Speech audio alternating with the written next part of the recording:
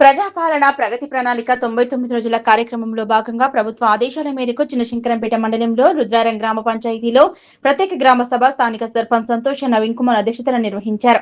సమాజానికి జిల్లా అదనపు కలెక్టర్ నగేష్ తో పాటు బీద శాఖల అధికారులు హాజరయ్యారు. తాగునీరు నిర్వహణ, వర్షపు నీటి సంరక్షణ, మొక్కల పెంపకం, పర్యావరణ పరిరక్షణ, విపత్తు నిర్వహణ, ప్రత్యేక ఓటర్ జాబితా సవరణ కార్యక్రమం, పంటల మార్పిడి, బడిబాట కార్యక్రమం తదితర అంశాలపై అధికారులు ప్రజలకు అవగాహన కల్పించారు.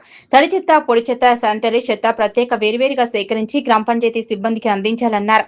సభ ప్రశాంతంగా ముగిసిన తర్వాత మాజీ సర్పంచ్ లక్ష్మణ్ తో పాటు బీఆర్ఎస్ కార్యకర్తలు, కాంగ్రెస్ కార్యకర్తలకే ప్రభుత్వ సంక్షేమ పథకాలు అందిస్తారా?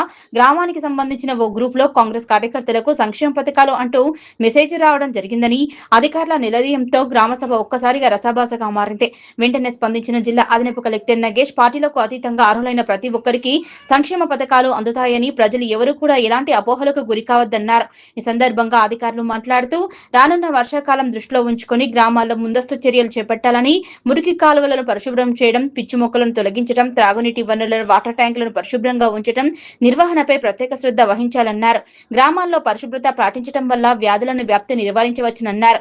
తడి, పొడి, చెత్త, శానిటరీ ప్రత్యేక వ్యర్థాలను వేరువేరుగా వేసి గ్రామ పంచాయతీ సిబ్బందికి అందించాలని సూచించారు. రైతులు సాంప్రదాయ పద్ధతిలో పంటలతో పంటలు పండించాలని, పంట మార్పిడిని అలవాటు చేసుకుని ఆయిల్ ఫామ్ వంటి ప్రత్యామ్నాయ పంటలను సాగు చేయాలన్నారు. గ్రామ అభివృద్ధి, ప్రజా భాగస్వామ్యం, పరిశుభ్రత, పర్యావరణ పరిరక్షణలో లక్ష్యంలో ప్రత్యేక గ్రామ సభలను విజయవంతం చేయాలన్నారు. అనంతరం స్వచ్ఛతా ప్రతిజ్ఞ చేసి స్వచ్ఛతా పోస్టర్లు ఆవిష్కరించారు. ఈ కార్యక్రమంలో స్థానిక సర్పంచ్ సంతోష నవీన్ కుమార్, జిల్లా అదనపు కలెక్టర్ నగేష్, జిల్లా వ్యవసాయాధికారి దేవ్ కుమార్, అగ్రికల్చర్ అధికారి ప్రతాప్ సింగ్, డిఆర్డీఏ పీడీ శ్రీనివాసరావు, తహసీల్దార్ మాలతి, ఎంపీడీఓ దామోదర్, మండల వ్యవసాయాధికారి లక్ష్మీ ప్రవీణ్, ఆర్ఏ రాజు, మిషన్ భగీరథ ఏఈ తిరుమలేష్, ఉప సర్పంచ్ నర్సింగ్లు, మాజీ సర్పంచ్ లక్ష్మణ్ తదితరులు పాల్గొన్నారు. ఈ చిన్న చిన్న అలవాట్లు మనం మార్చుకున్నట్టయితే ఖచ్చితంగా మన గ్రామం, మీ గ్రామం చాలా మంచి గ్రామం, రుద్రారం మంచి గ్రామం. మనకి సర్పంచ్ గారు సంతోషంగా ఉన్నారు, మీరందరూ బాగున్నారు. ఈ రోజు కలెక్టర్ మేడం వచ్చేది ఉండే. యాక్చువల్గా ఏంటంటే మేడం ఒక బీసీ అనుకోకుండా వచ్చింది. మన జాయింట్ కలెక్టర్ గ్రామం ఎట్లుంది, ఈ జనాలు ఎట్లున్నారు, మేము అనుకునే దానికంటే మీరు ఇంకా బాగున్నారు. మీ గ్రామం చాలా బాగుంది, చూస్తూ వస్తున్నాం. నర్సరీ కనబడ్డది, ఎంత బాగా రెడీగా పెట్టుకున్నారు. ఇప్పుడు గవర్నమెంట్ ఏమంటుంది, వన సంరక్షణ, వర్షాలు పడుతున్నాయి. యాక్చువల్గా అమ్మ ఒక మనిషి కనీసము తన చేతులతోని 40-50 చెట్లు పెంచితే మనకు మంచి వాతావరణం ఉంటుంది. 40 నుంచి 50 చెట్లు మన చేతులతో పెంచాలి. మనం ఏం చేస్తున్నాం, ఎవరో పెట్టిన చెట్టును కొట్టేసుకొని తెచ్చి దానికో దీనికో వాడుకుంటున్నాం. అంటే మనం ఇవ్వాల్సింది పోయి మొత్తం మనం కొట్టేస్తున్నాం. ఇట్లా మనం కనీసం ఈ గ్రామంలో ఈ సంవత్సరం 3 నుంచి 4,000 మొక్కలు నాటాలి. ఈ గ్రామ జనాభా 1000 అనుకుంటే కనీసం మనిషికి ఒక 4 మొక్కలు నాటినా 4,000 అవుతాయి. అయితే నాటడం గొప్ప మాత్రమే కాదు, మీరు అనుకుంటారు గవర్నమెంట్ వాళ్ళు నాటిపోతున్నారు. గవర్నమెంట్ అంటే ఓలమ్మా, గవర్నమెంట్ వాళ్ళు మనమే, యోలో కాదు, యోల కోసం చేస్తున్నాం. ఆడ మొక్క నాటుతాం, బర్రె తింటుంటుంది, మీరు రోడ్డు పైన మంచిగా చాలా నడుచుకుంటూ పోతారు. దాన్ని కనీసం ఇట్లా పక్కకన్నా కొట్టారు. ఎందుకు అంటే ఆయన ఎవరో రావాలి, ఎంపీడబ్ల్యూ రావాలి, సెక్రటరీ చూసుకుంటాడు, మా బాధ్యత. మరి ఏంది మీ బాధ్యత? చూసుడా నష్టం జరుగుతుంటే చూడరా, నష్టం అంతా జరిగిపోయినాక ఇక్కడికి వచ్చిన అధికారులను నిలదీయడమా? మీరు చేసే ఉన్న ఓటర్ లిస్ట్కి దాన్ని యాడ్ చేస్తున్నాం. అంటే మ్యాప్ అంటే కోడన్లు అయ్యి మనకి మన దగ్గర 2002లో కోడన్లో ఉండరు కాబట్టి ఈ 2025 ఓటర్ జాబితాలో ఉన్న వీళ్ళ పేర్లని వాళ్ళకి యాడింగ్ రావడానికి ఇబ్బంది అవుతుంది. అందువల్ల మీరేం చేయాలంటే, మీ ఇప్పుడు ఏ కోడలు అయితే మనం లాస్ట్ ఇయర్ 2-3 సంవత్సరాల కింద మ్యారేజ్ చేసుకున్నామో అమ్మాయిని ఇక్కడ తీసుకొచ్చేసినాం. అక్కడ వాళ్ళ నాన్న పేరు అంటే తాను ఏ ఊరు నుంచి అయితే వచ్చిందో అక్కడ వాళ్ళ నాన్నది ఓటర్ లిస్టులో పేరు తీసుకొస్తే ఆ ఓటర్ లిస్ట్కి మనము ఈ మన కొత్త కోడల పేరుని యాడ్ చేయడానికి ఈజీ అవుతుంది. కాబట్టి ఇదేం చేస్తుందంటే చాలామంది అక్కడ మనం ఫోన్ చేసి కనుక్కున్నా కానీ ఎవరు కూడా రెస్పాండ్ అవుతలేరు. మీ దగ్గర కూడా ఏమవుతుంది, నా ఓటర్ లిస్టులోకి వెళ్ళి పేరు పోతుందా, ఏం పోదు, ఎట్లా పోతుంది అనే క్వశ్చన్ వేస్తున్నారు. మీ నాన్న ఓటర్ లిస్టులో ఎక్కడ ఉండేనో కొంచెం కనుక్కోమని చెప్పి మన అంగన్వాడీ టీచర్స్ బాగా ఇబ్బంది పడుతున్నారు. ఎవరు కూడా దానికి సహకరించట్లేదు. దయచేసి మీరు అందరు కూడా ఇప్పుడు మీ కోడళ్ళది, మీ పిల్లలది వాళ్ళని యాడ్ చేస్తున్నాం. ఎవరైతే ఇక్కడ తల్లిదండ్రులు ఉన్నారో వాళ్ళని మనము పిల్లలను తల్లిదండ్రులకు యాడ్ చేస్తున్నాం. కానీ కోడళ్ళది ఇబ్బంది అవుతుంది.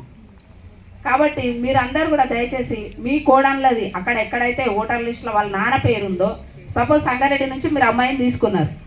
రుద్రార గ్రామం మొత్తం కూడా అభ్యుదయ గ్రామం, చైతన్యవంతమైన గ్రామం, మహిళలతో శక్తివంతమైన గ్రామం, వారికి ఆచరణలతోటి మరి ఆదర్శప్రాయంగా తీర్చిదిద్దుకున్న గ్రామం.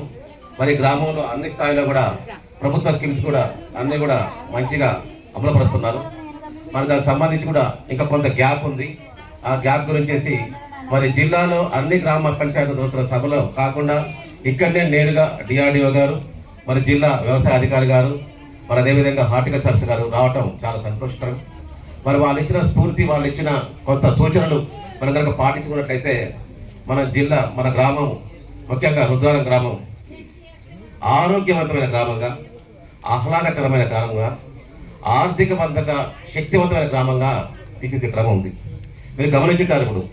ఇప్పుడు చెప్పిన అంశాలు మొత్తం కూడా గ్రామం యొక్క శుభ్రత, వాటి యొక్క మరి పరివర్తన, అదేవిధంగా మనకు వనరక్షణ, జలరక్షణ, మరి పంటల యొక్క మార్పిడి గురించి చెప్పారు. ప్రతిదీ చూసినప్పుడు కూడా గ్రామం యొక్క అభివృద్ధి కోసం పాడుతున్న అంశాలు ఉన్నాయి. మరి గ్రామం మొత్తం కూడా సుఖ సంతోషంగా ఉండాలంటే మరి అభివృద్ధి చెందుతున్నప్పుడే గ్రామంలో మొత్తంలో ఆరోగ్యవంతమైన మనుషులు ఉంటారు, ఆరోగ్యవంతమైన గ్రామంగా ఉంటుంది. అంటే అంత హెల్త్ ఓరియంటెడ్, హెల్త్ ఫోకస్ చేసుకొని చెప్తున్న అంశాలే. దాని మీదకి రావడానికి ఏంటంటే పామాయిల్ గిల్లలలో ఏవైతే పండ్లు ఉంటాయో ఆ పండ్లల్లో ఆయిల్ ఉంటుంది కాబట్టి ఫుల్ ఒగరుంటాయి కాబట్టి కనీసం అవి కింద పడిన కాయలు కూడా తినాయి. తర్వాత ఏవైతే చెట్లు ఉంటాయో పామాయిల్ చెట్లు సేమ్ ఈత చెట్లు లెక్కనే ఉంటాయి కాబట్టి మొత్తం ముళ్ళు ఉంటాయి, ఆకుల మీద ముళ్ళు ఉంటాయి, గెలల మీద ముళ్ళు ఉంటాయి. తర్వాత కాయ ఫుల్ ఒగరుంటుంది కాబట్టి కోతులు దాని దరిదాపుల్లోకి కూడా రావు, ఆయిల్ పామ్ దరిదాపుల్లోకి. కనీసం వరి గొలకలన్నా డిస్టర్బ్ చేస్తాయి కావచ్చు, కానీ ఆయిల్ పామ్ తోటలోకి కోతులు రావడానికి అవకాశమే లేదు. అందుకోసం అని చెప్పేసి కోతులకు, కొండెంగలకు ఎలాంటి అంటే ఛాన్స్ లేనటువంటి పంట ఇది ఒకటి. రెండవది, ఒకవేళ మనము ఊరికి దూరంగా అడవులకు దగ్గర పెట్టినా కూడా గెలల మీద ముళ్ళుంటాయి కాబట్టి దొంగలు తీసుకుపోవడానికి కూడా అవకాశం లేదు.